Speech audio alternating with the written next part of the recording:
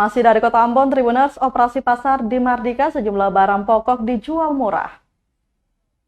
Dinas Perdagangan dan Perindustrian atau Disperindak Kota Ambon menggelar operasi pasar di Pasar Mardika Ambon. Dalam operasi pasar itu, sejumlah kebutuhan barang pokok dijual lebih murah dari harga pasaran pada umumnya.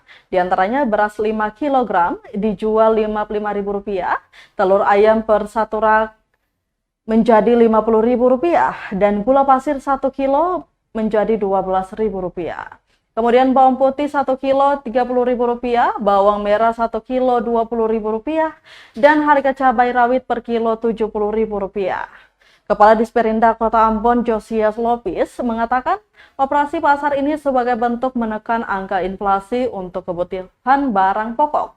Dijelaskan dalam operasi pasar kali ini sebenarnya yang paling difokuskan lebih ke cabai rawit. Mengingat harga cabai rawit di pasaran saat ini tembus 100 hingga Rp110.000 per kilo.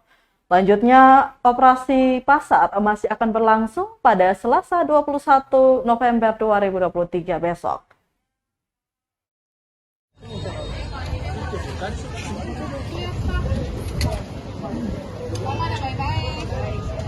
Mario sekarang kerja di mana? Si Mario.